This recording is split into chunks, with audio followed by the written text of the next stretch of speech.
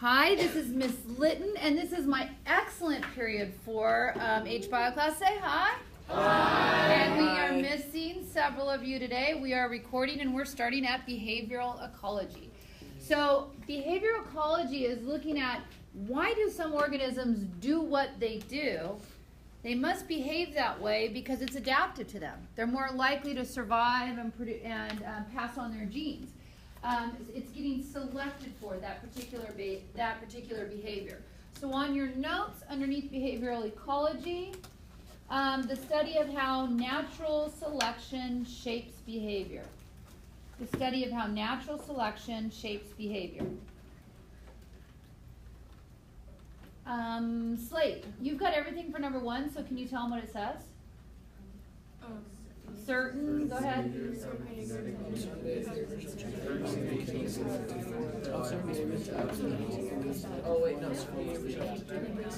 What does it mean genetic? It's in your genes, it's in your DNA. What evidence do we have that behaviors are genetic, that at least some behaviors are genetic? First part of your notes, let's go. Yes? When slugs were injected with a hormone. Egg-laying hormone and they laid eggs. Good. Okay, what else? So you know that what codes for that hormone? Your DNA, right? Codes for that hormone. Okay, what else? Genetic behaviors. What evidence do we have? Yes? When the babies, when you put something in front of them and they grasp it. Oh, and they grasp it? That's good. I like it. What else? Remember the mouse and the SOCIOBIO? Do you remember what the mama mouse would do? Oh yeah, she'd heard them. Yeah, she'd herd them, she'd be on top of them, she'd nurture them, so they think that there's evidence for a nurturing gene. We looked at studies with twins. We looked at food preference in snakes. Remember all of that? We looked at nesting behaviors in birds and how they built their nests. Okay, that is all evidence for a genetic basis for your behavior. So behavior ecology is saying when we look at how organisms interact with other organisms, there must be some genetic basis for it that's selecting that behavior because it's showing up again and again. And on your notes, therefore behaviors observed today must have an adaptive value. Must have an adaptive value. Okay, so the first thing we need to learn about is female choice. This is when the female chooses who she's going to mate with. Okay, female choice. Now, is this a male or a female peacock? Male. It's a male peacock. In the bird world, usually the male birds are the prettiest. Why are they so pretty? Because they want females to. They want to attract females, right? So why would the females, why can't they be pretty too? Why are they not pretty? Why aren't they beautiful, bright colors? The females. Why aren't they pretty like the males? So they don't attract who? Not predators. Boom. Because if they're the ones sitting on the nest, they don't want to be brightly colored because the predator is more likely to see them. They want to hide. They want to be obscure. They don't want to be noticed. Okay? So when you have that's called dimorphism, when there's a difference between the male and the female and it's really obvious and clear cut. And that you see where there is female choice. Now they're taking all of female choice and breaking it down into 2 basic hypotheses about female choice. The first one is the good gene hypothesis, meaning if I mate with this one, I have a better chance at survival. He's bigger, he's stronger, he's acquired the most resources, he has the best mating area. So I want to go with him. He's at the top of the trees where it's more protected. So that's female choice, you're going for the good genes. The runaway hypothesis is all about appearance. He's prettiest, he flashes the best colors, he sings the best. If we were going to apply this to people to differentiate between us and we are applying this to humans, the good gene hypothesis is you should pick that guy because he has the most money, okay? He's going to be able to protect you and provide for you because he has money to shelter you and give you things. And then the runaway hypothesis is you're picking a guy because he's the most hot. Okay. Smoking hot, handsome, and that's why you're going for him. Okay, that would be if we applied it to people. Okay, so on your notes, go to good gene hypothesis. Females choose mates on the basis of traits that improve the chance of survival. Runaway hypothesis.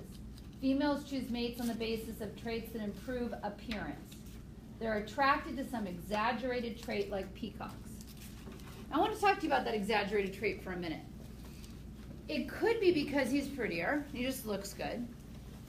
But also, if he looks that good, if he's that dashingly bright and handsome, that means he could have attracted a lot of what? Predators. But yet, he escaped.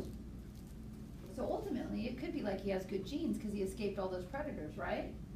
Another thing those bright colors might indicate is that he's very healthy. He has good coloring, his pigments look good, it's not all dull and washed out.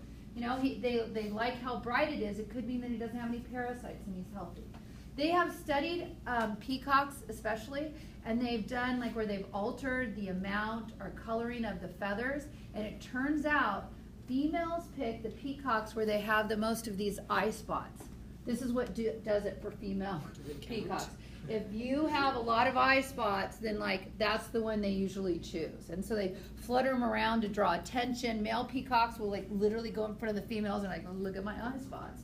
And then that is what attracts them. Okay? Now, decide good gene hypothesis or runaway hypothesis on this next one. This is called the bowerbird. The bowerbird literally makes like a thatchy background. It's like his presentation stage, his bower. And then he goes out and he collects blue things. Now in the wild, what would you be more likely to find besides brown things? What would you find? What color? Green. More green things.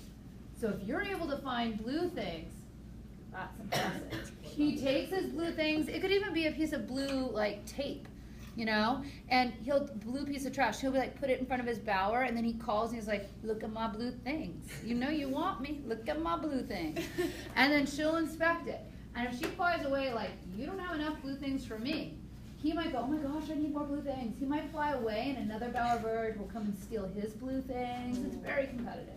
So decide with your bio buddy. Do you think that that's an example of good gene hypothesis or runaway hypothesis? Decide with. What do you think? I think it's well, like she's not looking at if he can find stuff. If he can find stuff, it's like what? Money in the bank, right? It's like he probably has good genes. Now, I could hear you argue for the other, but it's really kind of following probably towards good gene hypothesis because it's not his individual coloring, it's the things he's able to acquire to prove that he's that clever that he can find tons of blue things. He can fight off other males who might have their blue things. Maybe he stole those blue things. It shows that he has good genes. Questions? All right. Now, all right. This is not meant to be sexist. Okay, take a look at the picture. Absorb it, see if you understand it. Okay. Now, facts of life, baby. Hashtag reality. Okay, now, let's talk about what this would mean. Why? I mean, there's reasons why somebody would make a comic like that. And I don't think they were biologists that made the comic, but I found it, and it really makes sense biology-wise. And here it is. Females usually are the ones that lay the eggs or have the young. They're vulnerable if they're pregnant, if they're a mammal. And they need to be what? Protected. Okay? So she's looking for what? She's looking for love. She's looking for somebody who will be faithful to her and take care of her because it's a commitment. If you decide to have sex this long 3-day weekend, which I'm not advising, but let's say you decide to have sex, there are different consequences depending if you're a male or a female. Am I right? Okay, because in case you don't know, if a penis goes in a vagina, there's a chance that you could become pregnant. Okay?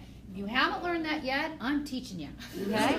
Now, so if a female gets pregnant, that's a commitment, right? That's a commitment. You are pregnant, and that's your new reality. But a male, they're not pregnant. They can run away, fight or flight, okay? So the approach and the consequences are completely different. for each of those sexes. So for the female, she wants to make sure that she finds somebody that can love and care for her, because she will become vulnerable. The male, he turns his heart upside down, okay? And the reason is he might be looking to get as much of his DNA passed on to the next generation. That's a measure of your fitness, how much your DNA gets passed on.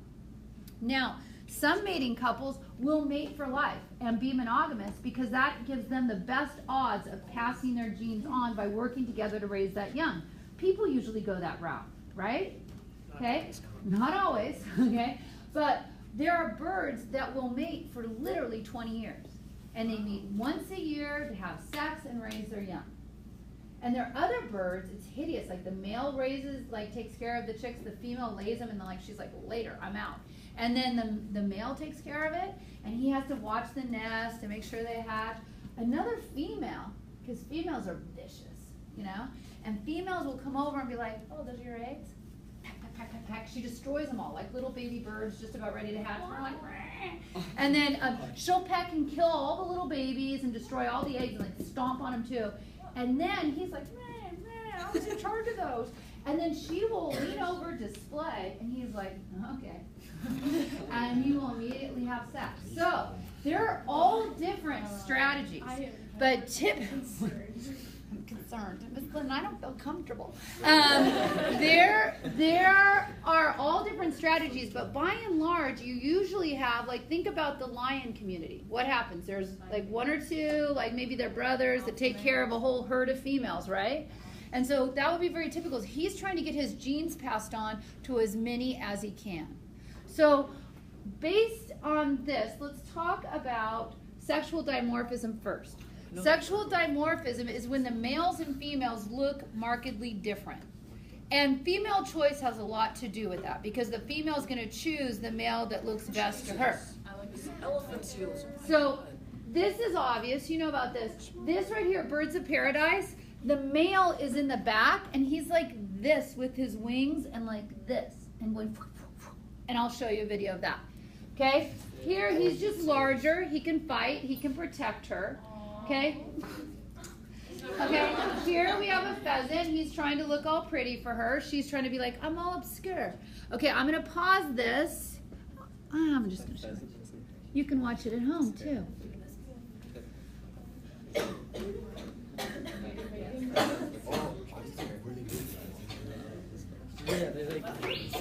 Generations of choosy females have driven the evolution of these remarkable displays.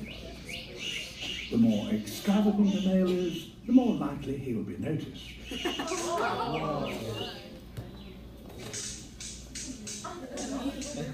Look at me. Look at me. Look at me.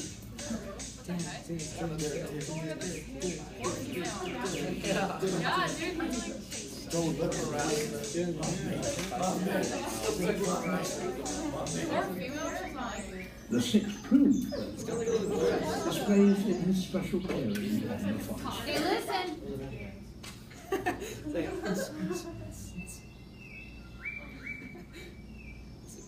The magnificent bird of paradise favors the low branches of bushes. His female is modestly dressed.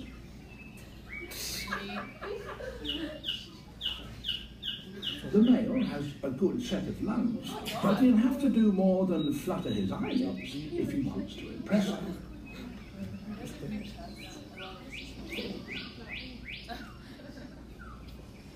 It'll all depend on his performance.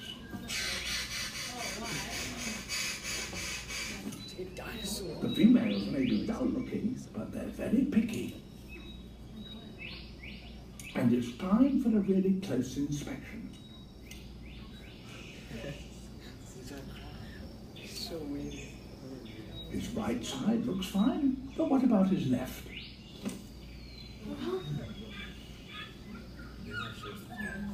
Pretty impressive, but is he magnificent enough? Oh dear, her departure says it all. Ouch. That's that. Okay. Now, It's okay. So what I want you to do is take a look at this graphic. Slate, you are going to discuss it's funny because they're elephants. Intersexual selection. Listen to me, Slate, looking at the graph, looking what I made, you're going to discuss intersexual selection. Blue, you differentiate. How is intersexual selection different than intrasexual selection? Go ahead, have that discussion. Okay, so intersexual selection is the female chooses the male, and intrasexual is when two genes combine for one mate. So only one can vote, I think. So only one gets to have Joke. Yeah, just this guy. He gets. Okay.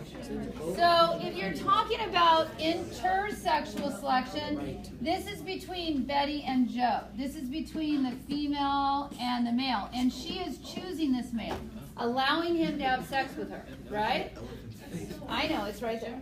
Okay, now, be back with me. What would we say were the two hypotheses about why Betty chose Joe? What were the two? Good genes, and what was the other one? He's hot.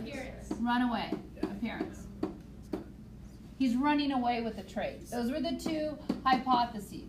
Now, over here, this is intra, within. This is Joe and Jim were both fighting for the opportunity to be with Betty. Okay, is intrasexual. What can this lead to between males? What would you say when they're with each other? It's a lot of what? Competition. It could have to do with, what do you call it? This spot is mine. Territories, exactly. That's when you're looking at those types of behavior, that's due to intrasexual, competing amongst yourself.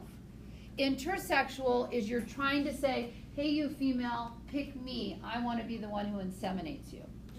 Okay, so, yeah, pick me. All right, so on your notes, sexual selection. It's a form of natural selection that favors features that increase an animal's chances of mating. Dimorphic is when male and females differ in size and other traits. That's what you're seeing right here, sexual dimorphism. The male and females are very different.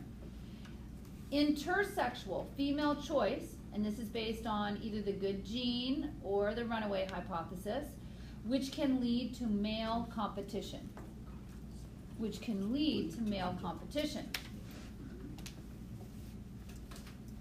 Intrasexual selection, this is male competition, which leads to dominance hierarchies and territoriality.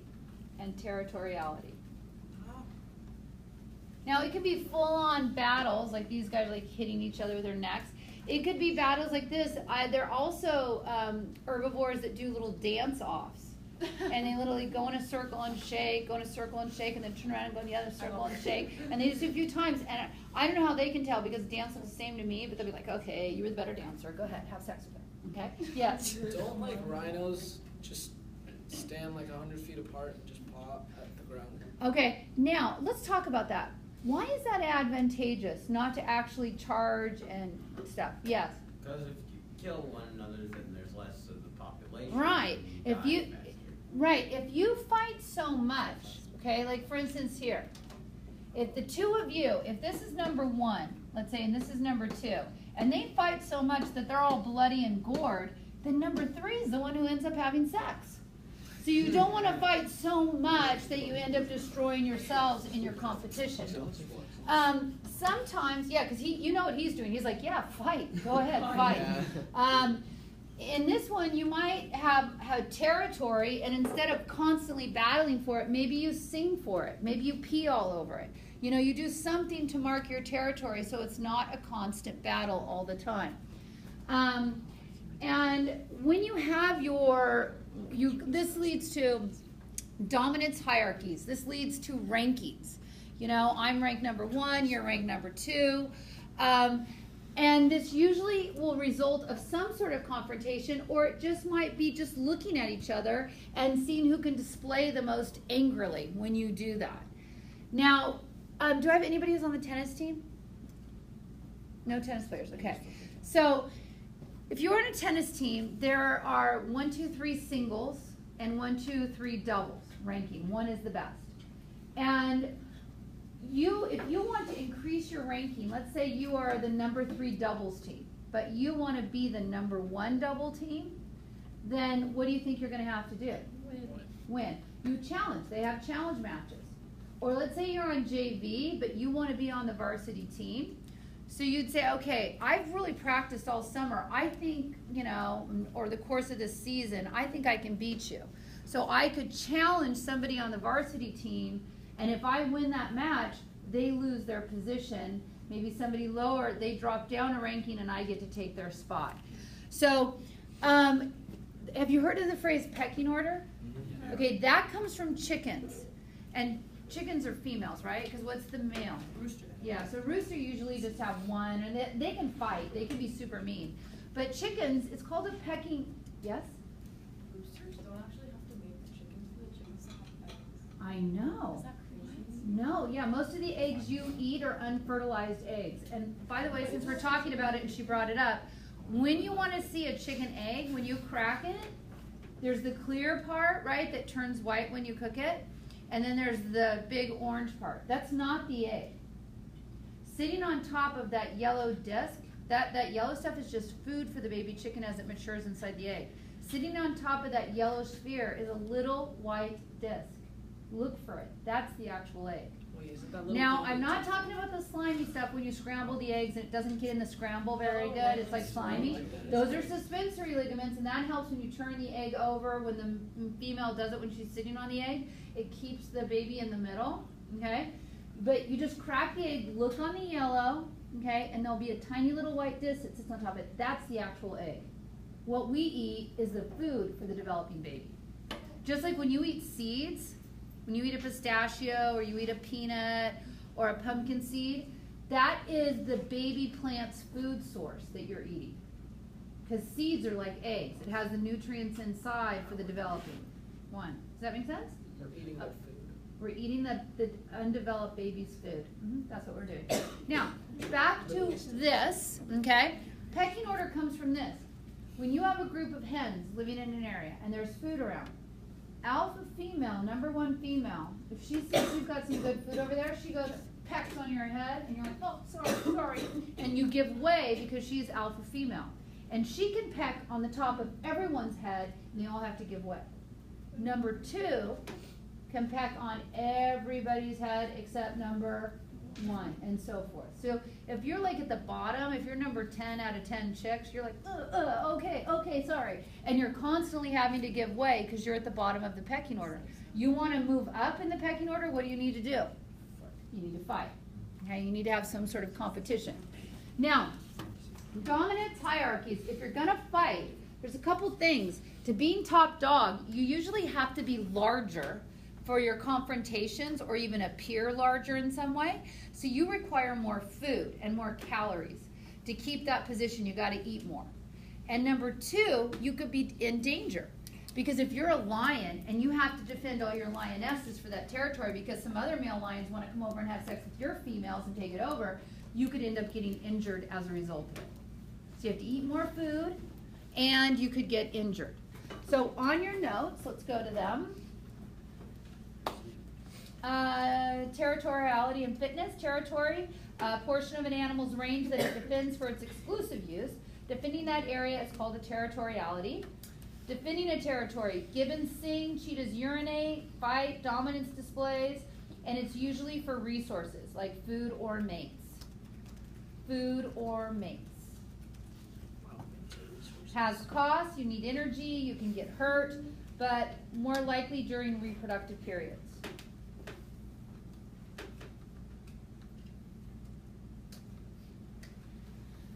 Not it. Not bad. That was it. Tell them one thing that you have learned. Tell them one thing that you have learned.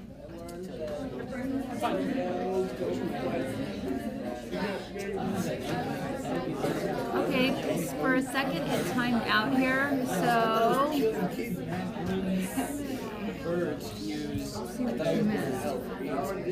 hopefully you got all of that. I'm sorry, I know it timed out for a second.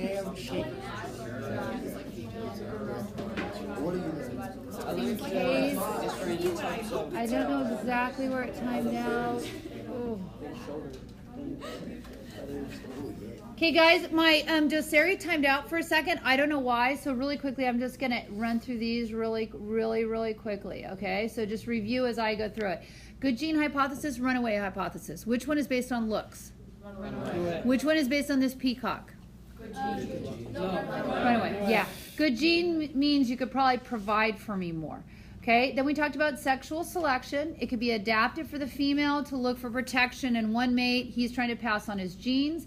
This leads to two types of selection. Intersexual is when she's choosing which one she wants based on good gene hypothesis or runaway hypothesis. And males may fight. Like in this picture, Joe is fighting with Jim in order to mate with Betty. Okay. We talked about male competition. As a result of what kind of selection is male competition? Intra. Boom. Girls, take a listen. Intrasexual. And territories, what's that a result of? Intra. Males fighting for the territory, but when the female chooses him because he has the better territory, that would be what? Inter. Okay? So intra is males fighting with other males for their territory, but intersexual selection is when she picks him because he has a good territory. Yes? So practically interest before inter, like the cycle, because they get the territory. Intra before inter, yeah. And then dominance hierarchies, usually there's a pecking order amongst the males and between the females, but you have to be larger, you require more nutrients, and you could put yourself in danger. Are we good? We're good. Okay, sociobiology. That is one honka mamma jamma female ant. She is the only one who lays what? Eggs. There are some who just have sex with her. There are some that guard just her. There are some that take care of the babies. There are soldier ants who defend the whole nest. They all have different roles. When you look at that, you're looking at sociobiology. Now, they are choosing to live together. She's the only one that's mating, though. And they are choosing to live together. So what are some advantages to living together? Go through this list right now. Do you know what those are? Meerkats. Meerkats. Go through them with your bio buddy. Why does this make sense to you? Go ahead. So, more eyes. If you look together, there's like, it's safety and numbers. There's more people, more eyes, someone things that you say, oh, there's more eyes. You can discredit them by saying, hey, this one, that's like, hey, go. Why would you want to have more eyes? See predators, good. And then helping to raise young in a meerkat society, the teenagers are the babysitters. They don't get paid, but they know when they become sexually active and have offspring that the next generation's teenagers will be doing their babysitting as well. So it gets passed along. So the ones they babysit are going to babysit their babies. Yes. Okay. You got it. Good way to look at it. They have group signals and they work together. Now, stop. Those are the advantages to living together. There are also disadvantages to living together. Do you need something to drink, sweetheart? What? You have something? Okay, Yeah. good. Disadvantages, you can have disagreements. You can have fights. Do you ever have fights in your home? Yes. But yet you still choose together. So you're live together. So you're saying that the benefits outweigh the costs. You don't want to have to pay for your own house, your own gas, your own food. So you take it, right? And you say, yes, Mom, and I'm sorry, and yes, Dad, and I'll do the chores, right? Because you want and know that it's better for you to live under those conditions. Fewer overall young. There's probably only one breeding pair in your home right now, I'm guessing. But even more specific when you look at the ants. And the ants, only the female, that one queen is having the sex and having the offspring. But yet they all still live together. Oh. So again, the benefits outweigh the cost. But when you're living together, you're more likely, yes? So if there's ants and the mama ant gives birth to an ant and that ant has sex with her, does that happen? Sure. That's so weird. But we'll come back to that. Okay, so parasites can spread when you're crowded. That you probably some of you get nervous when somebody gets the flu in your household because you're afraid right? So you're more cautious about what you do. You wash your hands, make sure everything's all sterile. At least that's what I do. So it's easier to spread parasites. But living together, the benefits of it must outweigh the costs. But in the meerkat society, somebody, which would be a cost, has to stand guard. And several will be sentinels. And you will have like a little valley-ish area where everybody is, and then you'll have sentinels posted looking out for predatory birds. And when they see those predatory birds, they start screaming. Now, when they start screaming, the other ones know, run and hide, run and hide. They're warning, that's the alarm call. But they still stand up on the hill and scream. Now, what could happen to them while they're standing on the hill and screaming? Exactly. Okay, they can get eaten. So then you have to think about that. And here in ant society, some are just soldiers. When some invading caterpillar is coming in to eat all their little nymph babies, they will go out there and bite them until it kills them. They'll bite them. Okay, and so why they give it up like that? So unselfish. They go out there and scream, scream, scream, and scream. You would think then these unselfish people, organisms, they're the ones who are getting eaten. Pretty soon, all the unselfish ones get eaten, and all you're left with is the selfish. So why doesn't that happen? Because there are still meerkats, and there are still ones that stand up there and scream. Why haven't we eliminated that? Because they're all unselfish. No, some are running and hiding. Most of them are running and hiding. Replaced. What? Replaced. But if they're the ones eaten, it's not going to get replaced. You're going to lose that gene, right? What were you going to say? No? Okay, go ahead. Reproduction. Yeah. Tell me. They have babies. And then They send to us. have babies. They'll do anything for their children. Parents will go without food in order to feed their child, right? So they're really actually selfish because they're looking to make sure their genes get what? Passed on. Okay? Because you're willing to stand on that hill and scream because you know your babies are down there and you want to protect them. You're willing to go fight because ants are so inbred that they really all belong to one big happy family, okay? So you're still getting your genes passed on. So is it altruism? Altruism is like, I'm going to push you out of the way of the train and get hit by the train myself. Is there altruism where you give up your fitness for someone else, or is it ultimately self-interest? In this case, maybe it's not like I'm taking all the bugs and the fleas off you. I'll scratch your back if you scratch mine. A debt. You owe me a favor. So it's not like you're doing it, you're really doing it selfishly because you want somebody to have your back for you. So it's like mutualism? Yes, but they're the same species, so that doesn't count. Okay? So in this case, I volunteer as tribute. Why did she volunteer as tribute? To protect Prim, right? Protect her sister. And she thought she would have a better chance and she would want to then sacrifice for her sister. So this wasn't altruism. Altruism would say, I give it up for a complete and absolute stranger with absolutely no benefit for myself. Nobody will ever know. I'm just giving this up. Okay? This would not be altruism. Now, the word is thrown around because they'll say words like reciprocal altruism, which is mean I'm giving it up for you now because you'll give it up for me later. Okay? So it does get used in that way. So when we talk about fitness in the animal and life kingdoms, it's not talking about your resting heart rate and how fast you can run a mile, okay? Fitness is how successful are you in passing on your genes. That is a measure of your fitness.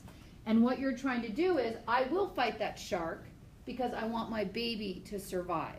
There's a reason why I'm sacrificing myself. So on your notes, go to altruism versus self-interest. The first, I skipped what? Strategies in fitness. Right. Advantages. It was on the board. Oh yeah, it was on the board. I can help you. Avoid predators, raise young, find food. Avoid predators, raise young, find food. Blue, could you do number 1 where it says altruism? Go ahead, the definition of it. Tell it to them. Altruism is behavior that has the potential to decrease lifetime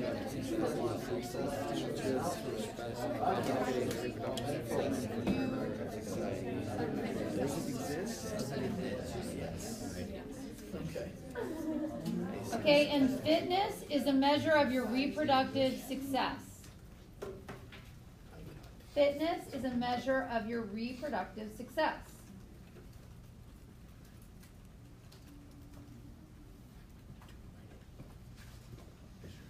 So there's direct and indirect selection. We have sexual selection, right? Intra, inter, right?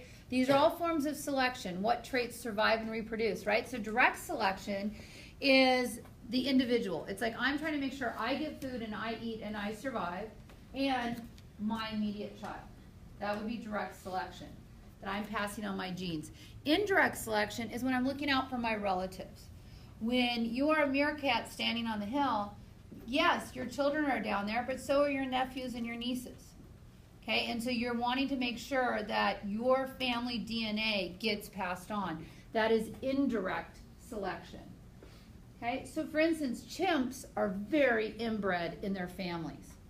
So when one of them gets a little something something, they don't interfere and say, no, I'm having sex with her. Because ultimately, they're all having sex with her, okay? Because the DNA is shared. So they will just watch and not interfere, okay? Because if she's getting impregnated, because they're so related, it's like brothers, okay? Their DNA is similar. So as at least one of the brothers getting a little something something, that DNA is getting passed on to the next generation, okay? So that's kin selection. Now, an example of reciprocal altruism, okay, and besides I'll groom you, you groom me, is with vampire bats.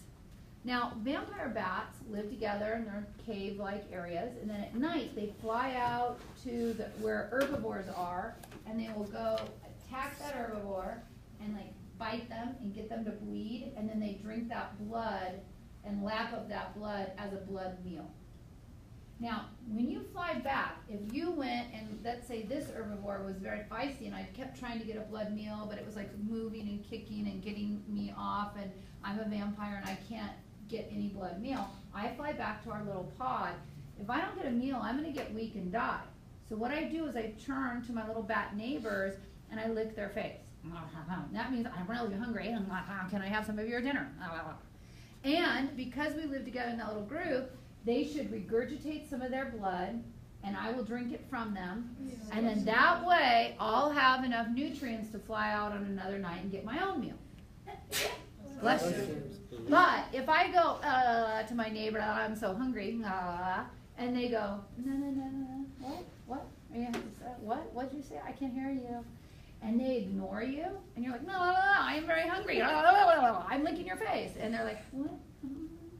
What? Then that bat will be like, oh, so that's how we're playing this game. I hear you. I'm going to go to another neighbor and get some blood meal over here. But all the bats in that area know that's a cheater. They want the blood meal, but they're not willing to give it up in replace. And so the next time that cheater wants a blood meal, hey, I'm hungry. Remember this, how we do it? Tries to get it, they will shun him completely. It's like they'll all turn their backs physically on that bat because they're a little cheater, pumpkin eater, and then they'll get weak and die, and then they will be part of the detrital food web. Okay? So, cheaters, In the end, we all go back to God. So, Slate, can you take care of reciprocal altruism? It's oh wait, I owe you some notes, right? Yeah. Inclusive fitness. Genes can be passed on in two ways. Inclusive fitness includes both direct, which is parent to offspring, reproductive success of an individual, and indirect is a relative that reproduces, called kin selection, like in bees, because bees are all related. Okay, now Blue, you take care of reciprocal altruism right there. You've got it all. Is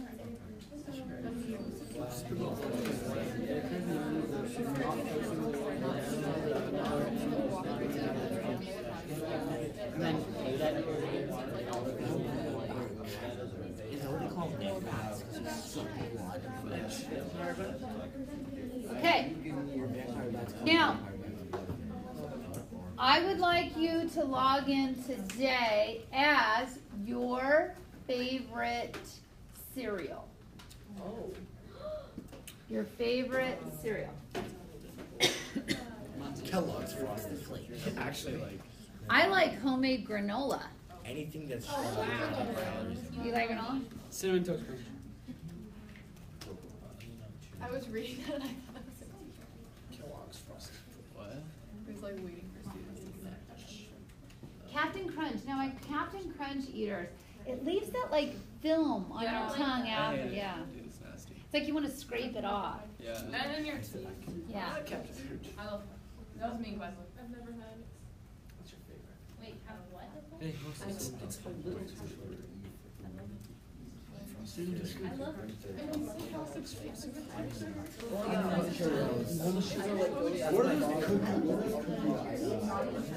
The sweetest cereal when I was a kid that my mom would get was light. We could not have sugar cereals. That's my, only on our birthdays. But like if I go to a friend's house who had sugar cereals, I'm like, yeah, you know, but no sugar cereals in my house. Yeah. I don't know if you know this, but like Mr. Kimberg has a whole bunch of blueberry cereal boxes. Yeah. And I don't know what that is. Like that cereal. I don't know what that is It's either. like Halloween. Oh, Like they yeah. have the It's they have a Dracula the one. grocery store brand. So like the off brand. Oh, the off-brand? Yeah, but he like won't tell us why he has them until like May, and it's really bothering. Keeps you interested in his class. Who else Okay, likes here we go. Yes, man. It's like 10. Drop in a handbasket, laddie. Such the fall.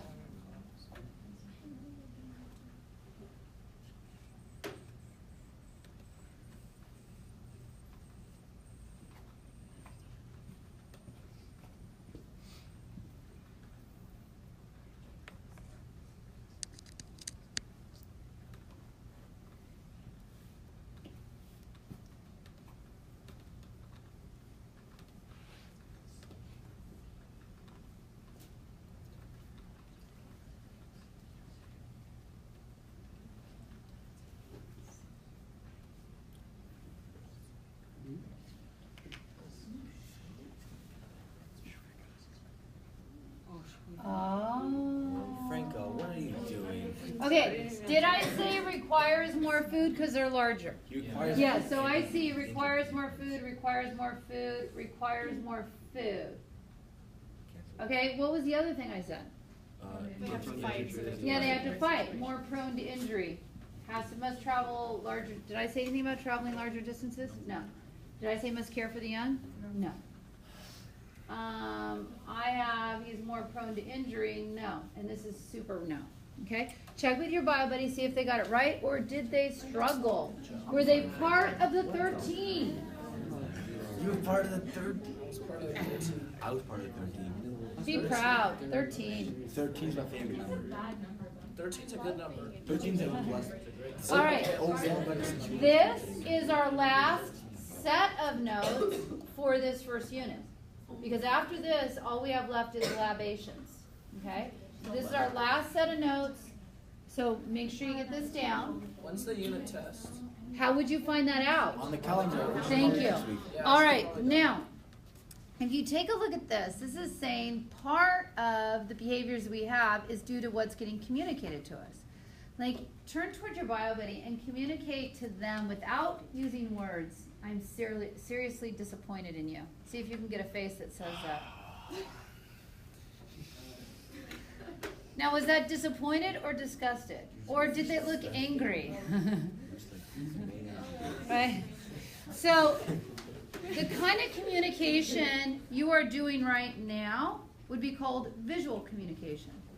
Now, do you think visual communication is more likely during the day or during the night? Day. Okay?